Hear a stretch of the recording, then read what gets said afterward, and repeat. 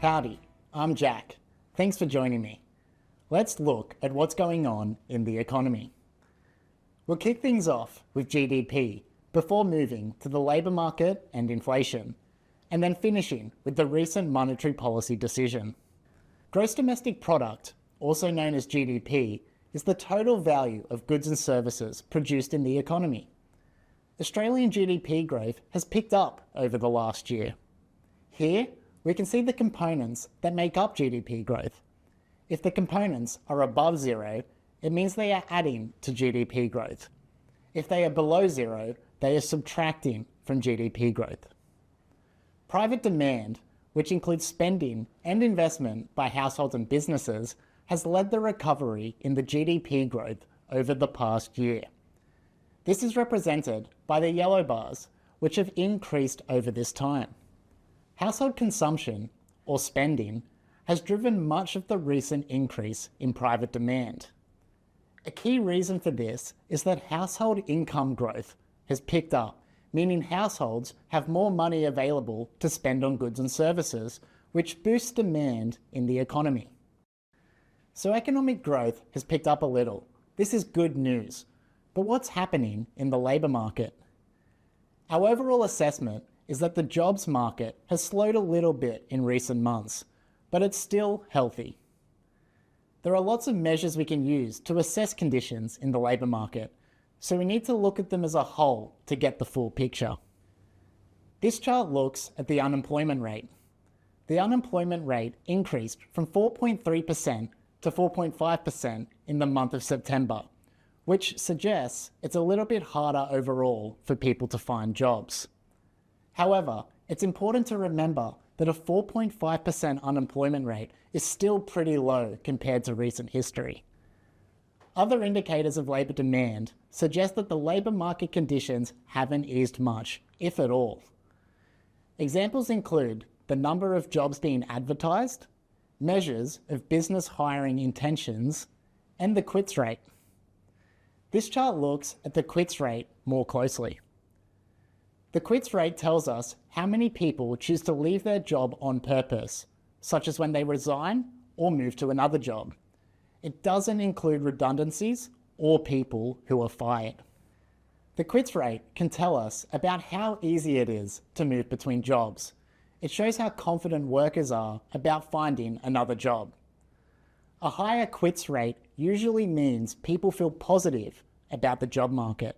They believe they can find something better, or maybe they have already been offered something better. So the recent pickup in the quits rate mean that businesses are still needing to compete to attract and keep staff. So overall, while there has been a slight increase in the unemployment rate more recently, our available indicators suggest that the labour market is still healthy. So far, we have talked about economic activity and the labour market. So let's finish with inflation. In the September quarter, headline inflation, the red line, rose to 3.2%. That's quite a jump from 2.1% in the June quarter. One of the reasons for this increase was a sharp rise in electricity prices. This happened because some of the government energy rebates that had been helping to lower electricity bills came to an end. Sometimes prices for certain items, like electricity, can move around a lot from quarter to quarter. They are volatile and don't necessarily tell us anything about where inflation is headed. To get a clearer picture of the overall trend, economists look at underlying inflation. This measure aims to remove those unusually large price changes, both positive and negative. In the September quarter, underlying inflation, the blue line, increased to 3.0%.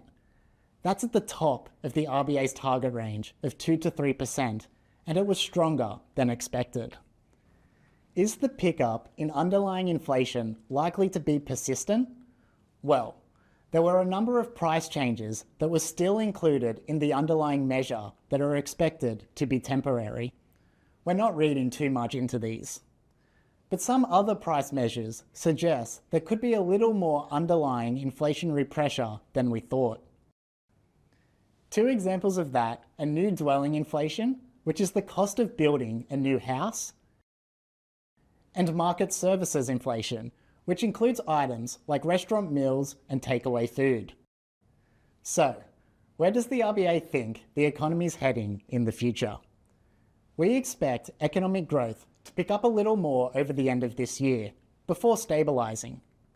The jobs market should remain stable, and inflation is expected to be above our 2 to 3% target range for much of next year, before declining to a little above the middle of our target range by late 2027.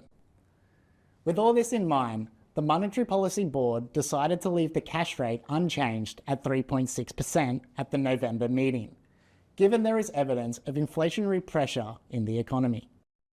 The board is focused on delivering low and stable inflation and full employment.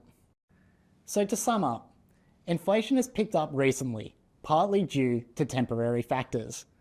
The unemployment rate has risen a little, but the labour market is still healthy. The board left the cash rate unchanged at 3.6%. That concludes our look at current economic conditions. For more student resources, visit our education page. Thanks for watching.